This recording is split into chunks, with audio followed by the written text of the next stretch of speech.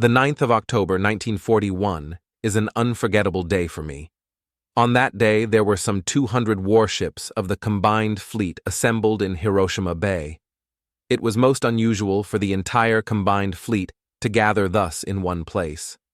I was skipper of the 2,500-ton destroyer Amatsukaze, Heavenly Wind, one of 4 similar ships which had just been added to the 2nd Fleet's Destroyer Squadron 2. These 4 brand-new ships were designated Destroyer Division 16. This was a beautiful autumn day. The anchored warships lay motionless on the surface of the bay. Its mirror-like water reflected the blue mountains of the distant horizon. Countless seagulls skimmed to and fro between the ships. All else was still and peaceful. A signal hoisted from flagship Nagato at 0900 attracted the attention of all lookouts. The flags read, "All ships WYZ." This was an unusual codesignal meaning. All commanding officers will report to the flagship. It started a flurry of activity in every ship. A few minutes later, my motor launch was carrying me toward Nagato. Her spacious stern deck was quickly filling with hundreds of officers, young and old by the time I arrived. Among those present, I quickly spotted my immediate superiors: Rear Admiral Raizo Tanaka, Destroyer Squadron 2 Commander, and Vice Admiral Nobutake Kondo, 2nd Fleet Commander. Everyone appeared grave and serious. The atmosphere was oppressive despite the crisp autumn weather. 3 bells sounded in Nagato, signaling Aero 930, and all crew members disappeared, leaving on deck only ship captains of lieutenant commander rank and above. The unusual precautions served to increase the tenseness. Commander Hajime Yamaguchi, one of the combined fleet adjutants, shouted from near the podium, "Gentlemen, attention please! The commander-in-chief will be here in a moment." We all stood at rigid and silent attention as Admiral Isoroku Yamamoto appeared on deck. His steps were clearly audible in the hushed silence as he strode to the podium. Admiral Yamamoto returned our salute and began to speak. "It is an exceeding pleasure for me to see you all on this occasion. Our combined fleet has completed preparations for war. We will continue our training on that basis. The current situation suggests Japan may be forced to take up arms against America, Britain, Australia, and the Netherlands rather than succumb to strangulation through their blockade. We are undoubtedly in the most serious crisis of our history. Once the nation decides on war against the Allies, it is the duty of combined fleet to defend our nation and defeat the enemy. I believe this task is possible, but only if every one of you exerts his utmost effort. I expect each of you to do his duty along with me, so that we can fulfill our destiny in case of an emergency." Yamamoto's brief words were delivered in a low voice, yet they struck like a thunderbolt. Every officer was stunned. I felt frozen in my place. Admiral Yamamoto clamped his jaws as he stopped talking and looked around as if trying to look into the eyes of each individual. He looked more glum than stern as he walked slowly away from the podium. Vice Admiral Matome Ugaki, Yamamoto's chief of staff, spoke next, giving an analysis of the situation. He told the shocking results of the Allied embargo. Japan was running short of such critical supplies as petroleum, iron ore, rubber, zinc, tin, nickel, and bauxite. He explained the High Command's conclusion that Japan would reach a point of collapse within a year or two if the present situation continued. He said that the High Command had finally adopted a strike-back strategy against the Allied stranglehold. It may be that this meeting of all combined fleet officers, and at this point Ugaki faltered, this may be the last meeting of its kind. We may not be able to see each other again in this fashion. From now on, we are going to undertake the most rigid kind of training. Let me wish for your health. Also, let me caution you. No matter how strenuous the training is, you must always see to it that your men have proper rest and sleep. We must see to it that no man falls from overwork. Each of us must be fit, always, even if we are preparing for certain death. At the end of Ugaki's long briefing, there was a hushed silence. Commander Yamaguchi announced that the meeting was over, and Admiral Yamamoto departed with his staff officers. The others began feeling out. I remained stunned, with Yamamoto's and Ugaki's words still ringing in my ears. As a mere commander, it would be some time before my boat would come alongside to take me back to Amatsukase. Suddenly, I shook off my stupor and headed toward the midship hatch. I was determined to talk with Ugaki alone. Our paths had crossed before, so Ugaki was no stranger to me. Twice in the past, I had been assigned as an umpire during combined fleet maneuvers. On one of these occasions, Ugaki had been chief of the umpire panel, and I had then had opportunity to have long discussions with him. As I reached the hatch, a senior admiral emerged, and I saluted hastily. It was my good friend, Vice Admiral Chuichi Nagumo, then commander of the 1st Air Fleet. He returned the salute and smiled as he spoke my name, and we exchanged greetings. As he shuffled away, his broad shoulders drooped forward. It occurred to me that his wry smile was little more than a frown. I was startled to see Nagumo in such a mood. Nagumo had always seemed to me a robust and hearty man, who would usually rush up to an old friend, pat his shoulder, and shout excited greetings. The aggressive admiral's queer mood disturbed me as I clambered down the narrow ladder and reached the cabin of Admiral Ugaki. I knocked at the door and entered upon his booming bid to do so. Ugaki was seated at his desk. He was not in a buoyant mood. "Sir, may I talk with you for a few minutes?" I ventured. "Certainly, Hara," he answered. "Be seated." I hesitated, and there was a clumsy silence before my voice came again. "Admiral Ugaki, my behavior may impress you as an extreme impertinence, but I am doing this entirely on my own discretion and hope that you will understand. I hope you will not consider me a man who challenges or flinches at drastic orders. I know you well, Hara. Don't be shy. Go ahead and say what you wish to say. Have you come to discuss the wisdom of opening a naval war against the Allies?" "That's right, sir. I am just a destroyer specialist with a narrow, limited perspective, and certainly am not qualified to criticize a formula worked out by top brains of the High Command. Excuse my outspokenness, Admiral Ugaki, but I am skeptical of this whole strategy. Could we avoid total war by bypassing, say, the Philippines? If it is resources that force us to offensive action, could we not strike at just the Dutch East Indies for the time being?" Ugaki forced a smile, much like Nagumo's. He cleared his throat and said, "I'll tell you, Hara. Your opinion was shared by a number of high-ranking officers, but it was ruled out. The decision has already been made. One thing I must emphasize. We have made the decision and are prepared for the worst. As you know, Admiral Kichisaburo Nomura, our ambassador in Washington, is now engaged in last-ditch negotiations for a compromise. Career diplomat Saburo Kurusu will soon join him as a special envoy, and the two will redouble their efforts.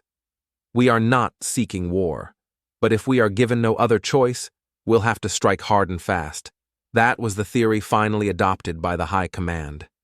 I groaned silently, realizing that it was of no use to discuss the matter any longer. I asked to be excused, and Ugaki said, "Take care of yourself. You are the best destroyer officer in the Navy. We shall depend on you. See you again, Hara." That meeting, however, turned out to be the last for Ugaki and me. He survived when two twin-engined Betty bombers carrying Yamamoto and his staff were attacked in April 1943 by a score of P-38 fighters. The attack occurred near Bougainville in the Solomons. Both bombers were shot down, and Yamamoto was killed. But Ugaki lived until the last day of hostilities, when he headed for Okinawa in a suicide bomber on the final kamikaze attack of the Pacific War. To this day, I do not know if Ugaki himself was among those who had opposed the Pearl Harbor attack formula. I have always felt, however, that both he and Nagumo were opposed. Yamamoto was adamant in his insistence on that formula, yet even he was quoted as saying, "The Imperial Navy can fight strongly for only 2 years." Yamamoto was also said to have wished that Japanese statesmen could work out an honorable peace before a catastrophe occurred. I walked back to the deck, still stunned. The younger officers were still gathered around in small groups. I heard one swashbuckling lieutenant commander say, "We destroyer men must forestall and beat the outnumbering enemy. The whole war will probably hinge on our fighting." I nodded and thought to myself, perhaps he is right. I returned to my small cabin in Amatsukaze and took Sun Tzu from the bookshelf. This ancient Chinese classic on strategy and philosophy has been the Bible of warriors for some 2,500 years. The immortal classic opens with this statement: "The art of war is of vital importance to the state. It is a matter of life and death, a road either to safety or ruin. Hence, it is a subject of inquiry which can on no account be neglected." The third chapter concludes, "In waging war, to conserve one's own nation intact is more important than defeating another nation. To conserve one's own division is more important than to vanquish an enemy division. A commander who fights 100 times and wins 100 times is not the very best commander. A truly great commander wins over an enemy without fighting. If you know the enemy and know yourself, you need not fear the result of 100 battles. If you know yourself, but not the enemy, for every victory gained, you will also suffer a defeat. If you know neither the enemy nor yourself, you will succumb in every battle." This advice, sound as it is, failed to provide any solace. I decided that the book was too philosophical and tossed it aside. Its words of wisdom were probably appropriate for a monarch or a commander-in-chief, but not for a low-level officer like me. My glumness continued. While I had been following current events quite closely, I failed to consider that the military leaders could have already decided on war. The historic conference on board Nagato coincided with the resignation of Prince Konoye and his cabinet. His successor was General Hideki Tojo. Belatedly, he realized that this change of regime at such a critical time raised an ominous shadow. For several days I kept groping for a means of preparing myself for total war. After Sun Tzu, I read various Imperial Navy manuals, none of which offered any solution. Do I know the enemy's strength and my own strength? I asked myself. I was called the best destroyer officer. In maneuvers, I was always victorious, finishing off the enemy with accurate torpedo hits.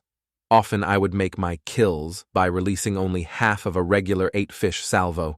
This was an indication of my strength. What was the enemy's strength? I had only a vague idea.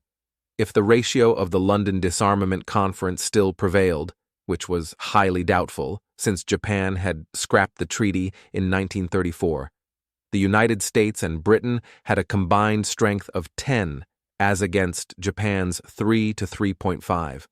This would mean I must sink at least 4 enemy ships and keep my own destroyer intact in the war. If every commanding officer in the Imperial Navy succeeded in so doing, we might break even. That was highly improbable. As Admiral Nagumo had told me many times, the tremendous industrial potential of the United States was another formidable unknown factor unfavorable to Japan. It is no wonder that all these thoughts left me gloomy and pessimistic.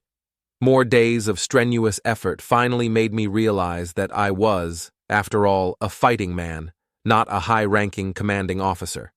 I concluded that my job was to be prepared to fight, and, keeping my ship and men intact, sink any opposing ships. I could not allow myself to dwell on the overall problems of war, but must fight to the best of my ability in my limited role. It is strange that in 1941 I should finally find answers to my problems in a book written 300 years earlier, Go Rin Sho, The 5 Wheels, by Musashi Miyamoto. It enabled me to achieve the composure I had long groped for. These are the memoirs of a fabulous swordsman who survived 66 duels and later became one of Japan's greatest artists and philosophers. Compared with Sun Tzu, Miyamoto's memoir is quite obscure. A literal translation of his prose would make little impression on Western readers. Miyamoto was born in 1584 and lived in an age of chaos. As a youth, he was a genius with the sword. To attain sword fame in those days, it was necessary to challenge other swordsmen of reputation, and it was no mere sport. Just as boxers in Western countries formerly fought without rules, Japanese wordsmen in those days often dueled to the death. Their swords were made either of hard wood or razor-sharp steel. When used by an expert, a wooden practice sword could easily maim or kill an opponent, so there was little difference between the two weapons.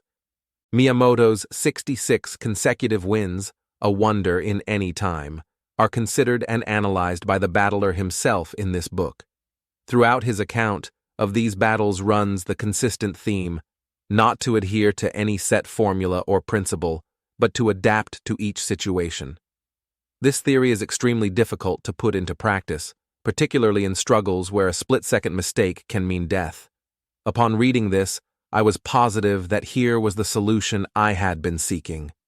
By adapting to each situation, I might help to overcome the overwhelming strength of the Allies. I am now convinced that it was because I put this belief into practice that I was able to make a good record in the Pacific War and to survive. Daddy will be back soon. The recollection made me want to see them again, before the operation, which might deny my ever-returning home. Operation Phase 2 was ordered on the 21st of November, 1941. On the following day, Vice Admiral Chuichi Nagumo's task force was completely assembled in the fog-shrouded bay of Etorofu Island in the Kuriles. On November 23, 8 destroyers of Destroyer Divisions 16 and 24 slipped quietly out of the Kure Harbor and moved toward Terashima Strait, a familiar training area in northern Kyushu. For 4 consecutive days, we fused and prepared all shells and torpedoes in our ships. Doctors were kept busy administering various shots to the crews. Our 2-division squadron moved out of the strait and headed for the Pacific Ocean at 1800 on November 26. At the same time, Nagumo's task force sortied from Tankan Bay headed for Hawaii. Our immediate destination was Palau, in Japan's mandated South Sea Islands. All commanding officers were notified to form a small task force at Palau for attacks on Mindanao Island in the Philippines, simultaneous with the attack on Pearl Harbor. On the 2,000-mile cruise from Terashima, our radio transmitters were sealed, as were those of the Nagumo task force. But radio men were working around the clock on their receivers.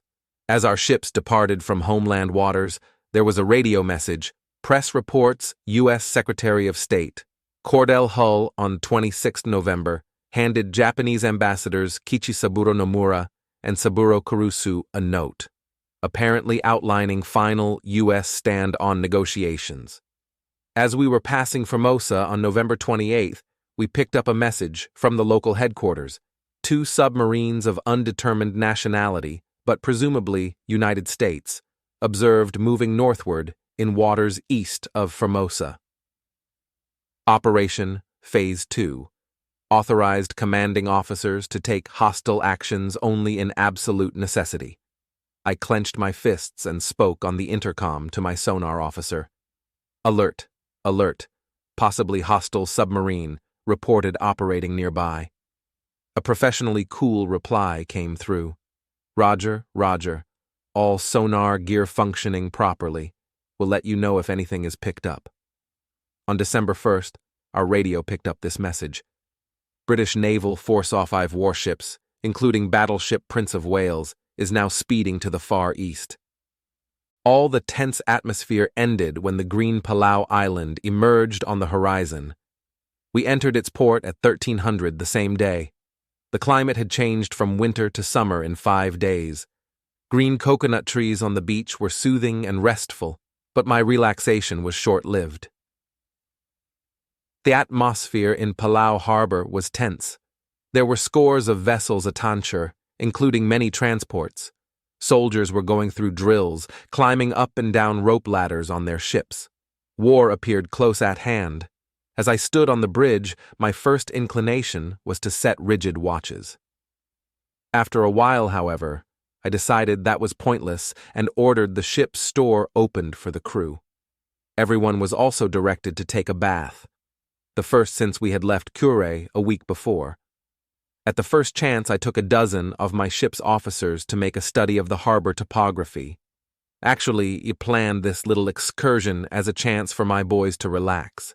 We toured the harbor leisurely by boat and had a chance to take it easy for a full day and night. In the evening of the following day, December 2nd, we received a historic radio message from Combined Fleet Headquarters. Nitaka Yama Nobore, 1208. Literally translated, it meant, climb Met, Nitaka, the highest mountain in Formosa, 1208. I gulped at reading this message and felt its significance even before opening the sealed, secret cipher book. The words meant, start where? Against the Allies, 8th December.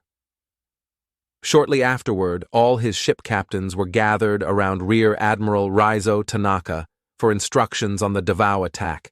In his short briefing, Tanaka repeatedly cautioned, remember that negotiations are still being carried on in Washington.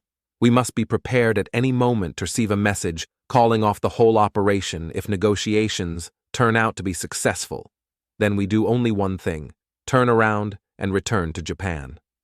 I spoke up. Here at Palau we are only 500 miles east of Davao, a key American naval base in the Philippines, and 700 miles southwest of another important American naval base at Guam. With so many of our warships assembled here, there must be a number of American submarines keeping watch against us.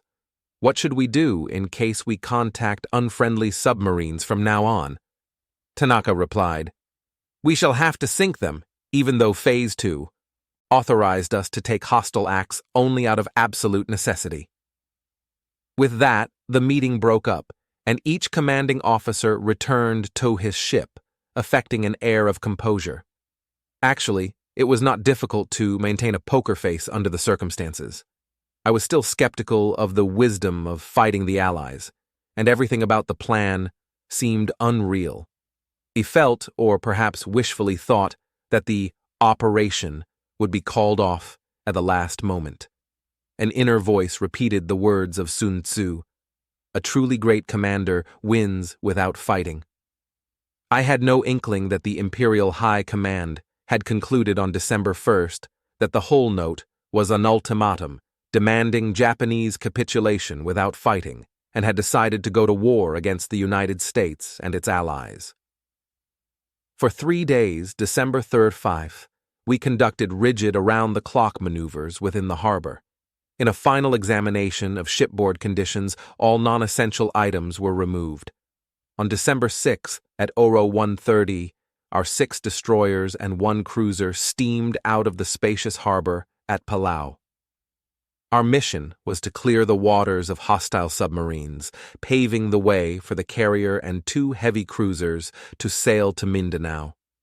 Many transports standing by in the atoll harbor were scheduled for other parts of the Philippines and also the Dutch East Indies. We steered out of the narrow cut in the western part of the atoll and immediately combed the waters with sonar gear. There was nothing untoward until around 1600 hours the first day out, when the sonar officer reported an alert.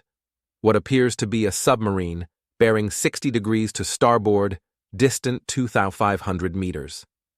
I turned the ship in the indicated direction and barked orders, prepare to release depth charges. Simultaneously, the ship sounded a long whistle. Signal flags, ABX, we are attacking with depth charges, were hoisted to let me companion ships know of our action. The sonar officer spoke again. 10 degrees to starboard, 2,000 meters, sound indicates submarine certain. I adjusted Amatsukaze's heading accordingly and proceeded at 12 knots. Looking around, I saw that my men were ready for action at the depth charge launchers, awaiting my next order. The sonar officer continued to report angles and distances as we closed on the target. I was tense with the excitement of a hunter approaching his quarry, but calm with thoughts of myriad details that had to be considered. As we came within striking distance, I realized it was now or never and almost shouted, boost speed to 21 knots. Depth charges must be dropped only after a destroyer has boosted its speed, otherwise it will be damaged by its own weapons. But at the last instant, I made my decision and swallowed the words. Instead, I shouted, "Depth charge action cancelled! Depth charge action cancelled!" It was one of the most important decisions I made during the war. My act on that day may be hard to understand for Western readers who may feel that I disobeyed orders in not carrying out the attack. My decision was based on the following reasoning. The 0 hour was set for December 8, 2 days hence. It was not warranted to attack a submarine, the high seas before it showed any hostility to us. At the first word of the sonar detection of the submarine, I became involved in a mental struggle. My concern for peace was great. My first thought was whether my present action might wreck the chance for peace. In addition to that lofty consideration, I was also concerned with the tactical situation at the moment. A successful depth charge attack is not easy, particularly when the opponent is expecting it. If the target should escape, the outcome would be quite disagreeable. The submarine would radio its headquarters and every United States warship would be alerted for the next encounter. When one wavers like that in making a decision, I knew from maneuvers and practice experience, it is doubly hard to score a hit. So I called off the attack. Rear Admiral Reizo Tanaka was watching me from his cruiser Jinsu 5,250 tons. He has never questioned me about my queer behavior of that day. Perhaps he understood and shared my feelings. After giving up the chase of the submarine, I turned around and joined the other ships. Presently, we were joined by the carrier Ryujo, with 2 heavy cruisers and 2 destroyers out of Palau. The 12-ship task force assembled in a ring formation, boosted speed to 18 knots, headed straight to the west. We were soon out on the wide ocean, out of sight of all land and even of other ships. From time to time, a school of dolphins would catch the eye, but aside from them, there was only sea and sky. At the first opportunity, I ordered my crew to assemble on deck and apprised them of our destination and mission. Their calm reaction at hearing this news was a surprise to me. Evidently, they had already sensed the momentous nature of our orders from the extraordinary training and caution that had preceded our sortie. The officers and men returned to their posts. I sat on the bridge and pored over charts of Davao and its environs. The ship was quiet, the ocean calm. Darkness came, and all was peaceful. Our ring formation steamed on observing full blackout precautions. Captain Hara, a radio message. I turned toward the courier. Seaman Second Class Takeo Murata had been on board only a month, having come as one of several replacements. The 17-year-old sailor saluted me and stood at attention. I said, "Thanks, Murata," and unfolded the paper he handed me. I felt excitement at the thought that this might be an order countermanding the war operations. It was only an intelligence report. 1 Bristol-class seaplane tender and 1 destroyer anchored in Davao Harbor at 1800 hours 6th December. I sighed and resumed the still watch on the dark ocean. Commander Hara, a radio message. Murata was at my side again, sweat dripping from his youthful face. He must have run from the radio room. Good boy. Suddenly I felt sorry for this lad who was sharing the destiny of war with full-grown men. The new message read, "No enemy ship in sight at Legazpi at 1900 hours, 6 December. The next messages received were 2 press reports. Ambassadors Nomura and Kurusu have resumed talks with Secretary of State Hull and President Roosevelt regarding the latest American proposal.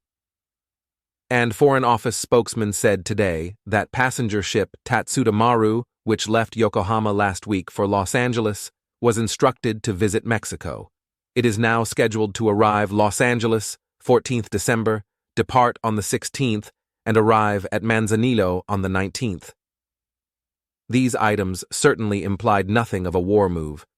Who could have discerned in these messages that Tatsuta Maru would be ordered to turn around for Japan 30 hours later? The following day, December 7th, passed in similar vein. The tense but monotonous voyage was punctuated for me only by the arrival of routine messages like those of the preceding night. Our second night on the ocean, My watch showed midnight, and the deadline had arrived with no order. Countermanding the operation, we were still many miles from the attack. Launching point, 50 miles east of Cape San Agustin and 100 miles east of Davao. Suddenly I felt the strain of 2 days and nights on the bridge and dozed off in my chair, leaving Lieutenant J.G. Toshio Koyama, my young but capable chief navigator, in command. Cool drops awakened me when our formation stabbed into a blinding rain squall on the dark ocean. It was 033 of D-Day, December 8th, 1941. How stupid to be napping on such an important day.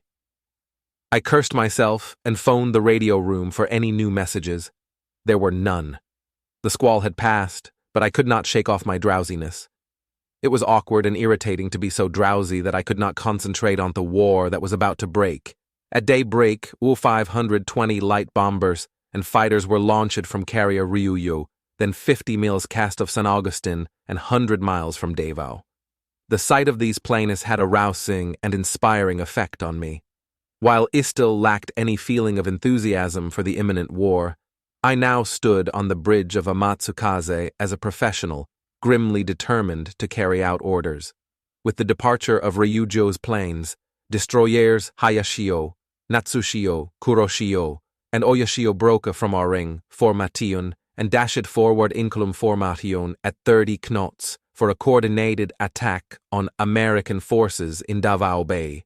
The other 8 ships fell into line formation, 1,500 meters between each ship, and steamed alternately east and west in this unusual formation, awaiting the return of Ryujo's planes. Ryujo was the only aircraft carrier used in the Philippine operation. It had originally been planned to use her, together with 2 converted carriers, in the attack on Luzon. But their plane-carrying capacity was so limited that it was decided to strike at Luzon with land-based planes from Formosa and use the carriers elsewhere. Ryujo thus moved to Palau, and the 2 slower carriers were sent back to Japan in a last-minute change of schedule. The sun shone intermittently, through occasional breaks in the clouds. There was practically no breeze, and we sweated out 4.5 hours on the ocean in our monotonous back-and-forth marking time movement. 19 of the planes returned to Ryujo at Oro 9:30. The 20th, a bomber, had Toby ditched because of engine trouble. We learned later that the crew was rescued by destroyer Kuroshio. The task force attack on Davao was a complete flop. Our planes and destroyers hit an empty bag. The 2 American warships reported there had vanished before our arrival. There was no air or ground opposition to our forces. Our planes strafed and set on fire only 2 American seaplanes which appeared to have been abandoned in the bay. The planes circled over Davao more than 2 hours. Not a single plane arose from the Davao airfield or from any other base. It was a most peculiar operation. The attitude of American military forces in Davao that day still remains a mystery. Whatever their judgment, they must have notified their headquarters of our onslaught, yet Manila headquarters sat idle and kept all planes parked on Clark Field when our Formosa-based planes attacked some 4 hours after we had withdrawn from the Davao area. Meanwhile, cruiser Jinsu, with destroyers Hatsukaze and my Amatsukaze, broke away from the task force formation and headed toward the mouth of Davao Bay to join the 4 destroyers returning from their fruitless sortie. The rendezvous was completed at 1400. I was astounded by the endless volume of radio reports of our brilliant exploits at Pearl Harbor and Clark Field. None of it seemed entirely real. I was brought to sudden reality, however, by the appearance of a B-24 bomber. It flew at about 30,000 feet and seemed to have spotted our ships. Admiral Tanaka decided to make a feint before rejoining Ryujo to prevent discovery of our carrier by the American bomber. We made a 180-degree turn and cruised at 18 knots for 1 hour, then turned 90 degrees and ran at 21 knots before switching 60 degrees again to rejoin Ryujo. The B-24 kept rambling overhead without trying to attack, and finally gave up shadowing our ships before we turned toward our original position. This bomber was another mystery to us. Where it came from and what it was supposed to be doing has never been figured out. By the time we got back to the point 50 miles east of San Augustine, new orders came for me and the skipper of destroyer Hatsukaze. Accordingly, we rassled toward Legazpi to join the cruisers Myoko and Nachi, which had gone ahead. The carrier and 2 escorting destroyers had already left for Palau. Admiral Tanaka's flagship Jinsu and the 4 other destroyers followed. I stayed for a week in Legazpi waters, on patrol against American submarines and surface ships carrying possible reinforcements. None appeared, so the duty was boring. But we all knew the importance of safeguarding this rear area in support of the main Japanese landing operation. In Luzon, the only excitement I had during the assignment was the 24 hours starting at 17:10 on December 9th, when my radio man monitored a message from submarine I-65 reporting the discovery of 2 British warships which were racing toward the Japanese landing convoy in Malaya. Thereafter, the radio brought a steady stream of reports about the Japanese attack against the British battleship Prince of Wales and cruiser Repulsa. Sweat streamed down my face as I read message after message about this action some 1,000 miles away. My immediate feeling about this distant action was complex. It was a mixture of awe and admiration of the British Navy for its quick deployment. Also, I was suddenly full of enthusiasm for battle and a desire to engage the enemy. But these thoughts of participating in the current battle were purely wishful because I had my own assignment where I was. When the first reports came in concerning action against the British ships, I was greatly concerned. There were only 2 Japanese cruiser battleships in Malayan waters at the time. They were Haruna and Kirishima, both 27,500 tons. Built in 1912 and 1913, they were the oldest warships in service in the Imperial Navy. I did not think they would be any match for Britain's unsinkable Prince of Wales and the combat-seasoned Repulse. The flood of early messages from the vicinity of Malaya was bewildering and disturbing. Rear Admiral Shintaro Hashimoto, Commander Destroyer Squadron 3, reported that it would be difficult for his ships to make early contact with the British force.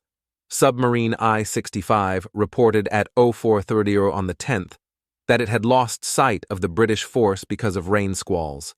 Then radio signals began to jam each other and no intelligible broadcasts came through to us. It was curious that not a single American warship would come out to fight us in the Philippines. But the British Navy was now driving us panicky all over the area. Atmospherics suddenly cleared at 1400, and we picked up this message. No aerial escorts observed above the British force. Many more messages started coming in rapid succession. 22nd Air Squadron bombs enemy battleship at 1420. Enemy battleship torpedoed at 1430. Aerial torpedo hit direct on enemy cruiser 1440. It now lists heavily to port.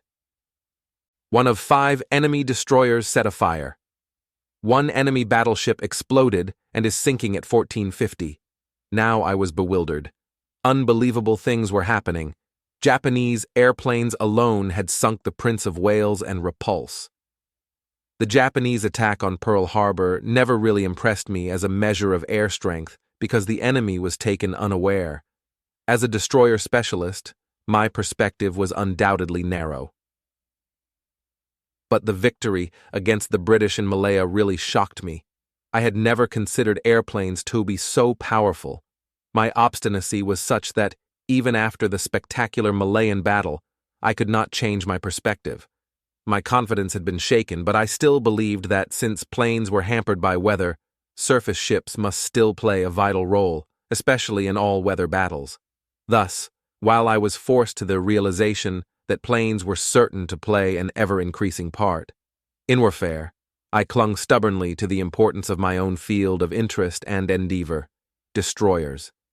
It may well be that this very stubbornness, by maintaining my confidence in destroyers, increased my skill, and enabled me to score the successes I did in the Pacific War and still survive so many savage battles.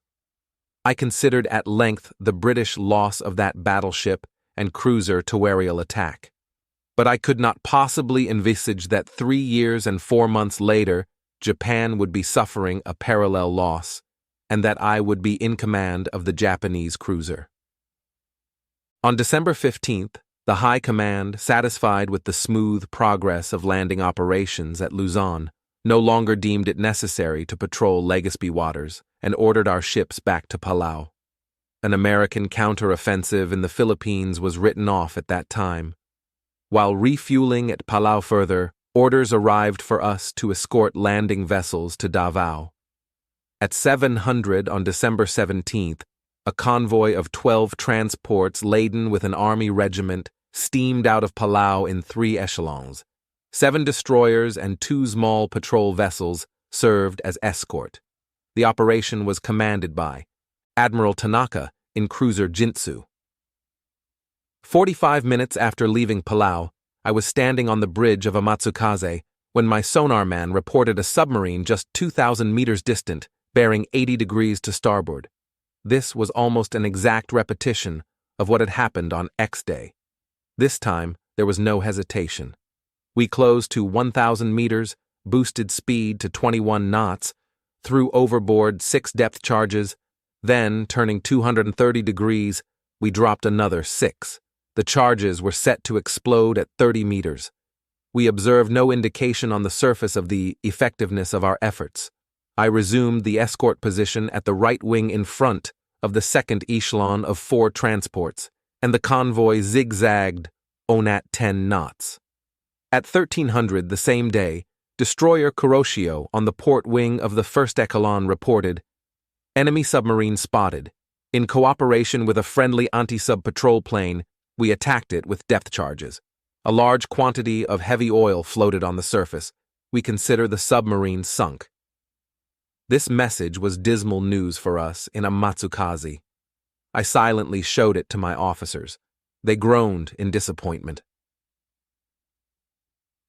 On December 20th, before daybreak, the convoy entered the quiet of Davao Bay without challenge from a single plane or ship. A landing operation was not new to me. My experience at Shanghai 5 years earlier had initiated me in enemy gunfire. Our orders at Davao were to hold fire unless challenged. We wanted to occupy the place intact, with a minimum of destruction. 2 echelons had already landed successfully farther down the bay. The escort ships moved slowly into the port, which appeared quiet and peaceful. A platoon of my men shoved off from Amatsukaze in a small motor boat with the assignment of disarming and capturing small vessels at on shore in the port. Within minutes, some 200 troops suddenly emerged on the pier and opened fire on my men in the motorboat. A lookout shouted, "Gunfire on boat! Some of our men appear to be hit!" I shouted orders, "Port guns open fire!" This was indeed a repetition of the Shanghai landing. A clumsy repetition for which I cursed myself. Our 6 120mm guns rotated and fired. None of the shells hit the enemy, some 2,000 meters away, but they scattered and fled. Second and third salvos followed. The pier was promptly emptied of troops. "Cease fire," I ordered, but the 4th salvo was already on its way. One of the 6 shells hit a small oil tank some 50 meters from the pier, and it burst into flames. The developments in this operation were far from my expectations. I had repeated a series of clumsy mistakes. I was no longer a swell-headed destroyer expert, but a humbled, penitent man, who was also disgusted with himself. The motorboat, meanwhile, returned with 1 dead. The following day, I officiated at the funeral of Petty Officer Tusi Tsuneo Hori, the first of my men to fall in the war. The oil tank burned on for 3 days and nights. For a week after the landing, we were kept busy rescuing Japanese residents of the area. Since Davao had the largest Japanese colony in the Philippines, it was too bad that this operation was so many days delayed. Fortunately, only a few had been killed by retreating enemy troops, and we freed from prison camps the Japanese who had been hurriedly rounded up at the start of the war. It was not long before word came of casualties inflicted on other Japanese destroyers. Ships which took part in the Wake Island operation evidently fared worse than we did at Davao. On December 11th, destroyer Kisaragi was sunk by U.S. Marine planes based at Wake. Hayate, a teammate of Kisaragi, was sunk the same day at Wake by Marine shore batteries. How could they have been so clumsy? But others were still more clumsy, I learned. Destroyer Shinonome hit a mine and sank at Miri, Borneo. Highly classified reports said it was not determined whether the mine was Dutch or Japanese. I was infuriated to learn that destroyer Sagiri was torpedoed and sunk by a submarine, also off Borneo, on December 24th. A cat eaten by a mouse. How could a destroyer be so stupid?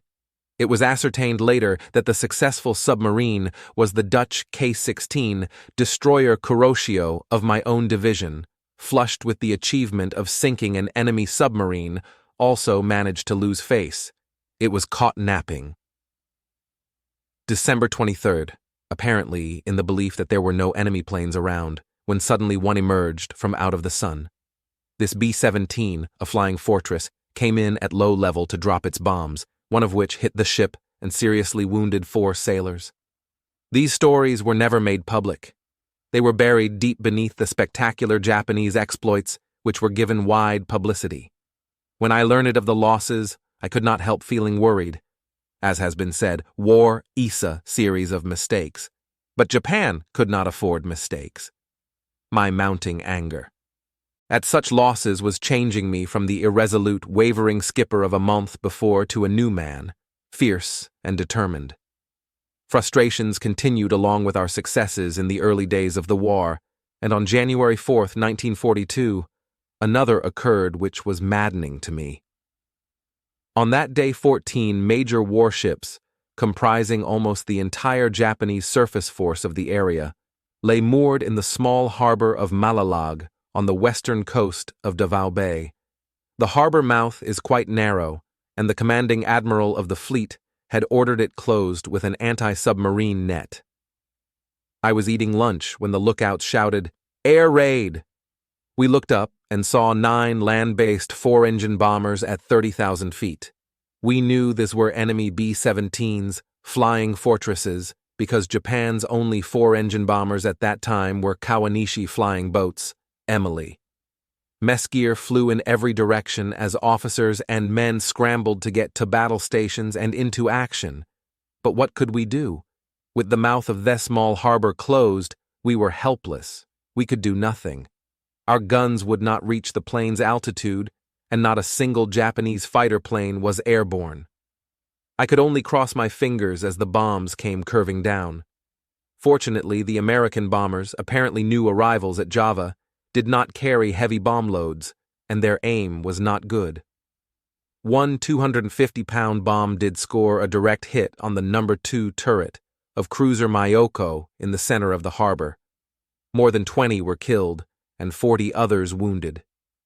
Splinters of that bomb reached seaplane tender Chitos, moored 500 meters away, and damaged 5 planes on her deck. Not one Japanese plane was able to take off in time to pursue the raiders. My Amatsukaze was so near the beach we could not move an inch to evade the bombs. Luck alone saved us. I had never felt so miserable as on that day when I watched the 12,374-ton Myoko, our teammate since X-Day, limping out of Davao Bay on its way back to Japan for repairs. We could not afford this kind of stupidity. In January 1942, I took part in the invasion of the Netherlands East Indies, supporting the landing operations at Manado and Kendari. In both landings, there was little opposition from the local garrisons, but the poor quality of our air support was an ill omen for the future. The Japanese Navy did not have enough planes to cover our landings, and the few planes we saw were manned by second-rate flyers. Without proper training, they reported ghost ships that did not exist, bombed whales that they mistook for submarines, and even shot down our own transport planes in the confusion of air battles. My own experience in hunting submarines had been no more satisfying. On the night of January 31st, while escorting transports to a landing at Bilbaon Ambon Island, I caught a submarine on the surface with my searchlight. We failed to hit with 3 salvos, and it got away. Regretfully, I signaled our failure to the other ships, warning that the enemy had probably escaped unscathed and might come back. I sweated out the next 2 hours. The enemy sub might choose our slow troop-laden transports as easy targets. Our sonar watch was reinforced, but they picked up no further trace of the submarine. My uneasiness continued, however, until 100, when our convoy reached the landing point. The landing started at 01:20 on February 1st, with no pre-invasion bombardment from our warships. That was not in accordance with the original schedule. After my encounter with the sub, the enemy must have been fully alerted, and I was itching for a chance to bombard. I thought it meaningless to attempt an invasion against alerted enemy forces with no pre-landing bombardment. Nevertheless, no bombardment orders came from the flagship. Admiral Tanaka explained to me after the war that he had omitted bombardment, figuring that the ground opposition, even though alerted, would be weak. An even more binding reason, Tanaka explained, was that he had orders to conserve ammunition as much as practicable. That may sound ridiculous to Americans, but it was a grim reality to Japan. In the prosecution of that stupendous war, we were constantly reminded of the need for conserving. At the same time, we were experiencing American saturation bombings and massive pre-landing bombardments that were incomprehensible to us. Navy gunners were trained constantly to hit the target with opening salvos. Range-finding salvos, as used by Americans, were completely out of the question for us. That was an additional reason for my displeasure at the poor marksmanship of my gunners in shooting at the enemy submarine. The landing troops, as I had anticipated, were stopped at the beach by enemy ground fire. Commander Konosuke Ieki, in charge of the invasion troops, signaled at Oro 200. "We are pinned down and the landing is thwarted," but he would not ask for support bombardment. On the bridge of Amatsukaze, I squirmed with vexation. The situation was disgusting in every respect. At 03:20, the landing troops finally signaled that the beachhead was secured. But there was more trouble ahead. At 0500, they radioed, "Enemy fortress guns cover our flanks." Word came at noon by radio that Commander Ieki had been killed in action. It was ridiculous. Why did he have to die like that? A preliminary bombardment and continued shipboard fire support would have spared his life and many others. Stupid, stupid. That sad news was followed shortly by orders from Vice Admiral Raizo Tanaka. All escort vessels close beach to pick up casualties. Amatsukaze loaded 30 dead and 90 wounded. Meanwhile, the ground fighting was stalemated. We could not shoot now because of the confined ground situation. Japanese float planes from Tender Chitose finally appeared early the following day and attacked the enemy's fortified positions. Still there were no fighters or bombers from carriers Hiryu or Soryu. I simply could not understand why aerial cooperation was so inadequate. The seaplanes, coming in 6 at a time, were manned by brilliant flyers. They attacked enemy gun positions with telling effect. At one time, they tangled with 5 enemy bombers, apparently from the Dutch East Indies, and shot down 2 of them. No Japanese planes were lost. The Dutch-Australian garrison surrendered in the first evening of the invasion, February 1st, 1942. 200 garrison troops were taken prisoner. They told us that some 70 mines were laid at the main harbor on the southern side of Ambon Island. Our minesweepers spent a week on the hair-raising job of sweeping the narrow harbor. 3 of them were hit by mines and sank with their crews. 2 days after the surrender, a transport moored near the mouth of the mine-filled harbor signaled "ship under torpedo attack from seaward." And indeed it was. Fortunately, none of the torpedoes found targets, but the alert sent me into action immediately. I figured that these torpedoes must have come from the very same submarine that had fooled me 3 days earlier. I was grimly determined to find and sink it. For 5 hours, sleek Amatsukaze chugged about at a snail-like 11 knots. Our insensitive sonar gear would not function effectively if the ship moved any faster. An aggressive submarine could make an easy mark of such a slow target, even though it was a destroyer armed with deadly anti-submarine weapons. I thought of destroyer Sagiri sunk by a submarine torpedo near Borneo in December. When a destroyer is patrolling, concentrating on spotting an enemy, it is fully on guard. If any sub was attracted by Amatsukaze, snailing at this tempting speed, I felt ready for it. But we picked up no trace of the submarine. As the slow hours stretched into 5, the situation developed into a war of nerves. At 2134, a sonarman shouted exultantly, "Submarine! Distant 2,400 meters, bearing 10 degrees to port," I ordered. "Everybody to combat station. Prepare depth charges, 8 charges, set for depth of 50 meters. The sonar officer chanted in a calm professional voice, "Sub at 1,800 meters, 40 degrees to port. The sub now at 1,300 meters, 50 degrees to the left. It seems to be swerving to the left." Amatsukaze's course was adjusted to the new bearings. At 21:53, the sonar officer shrieked in dismay, "Lost track of sub!" Strangely calm at this news, I immediately judged that the sub had slipped into a blind angle. It and Amatsukaze must be cruising on an identical course.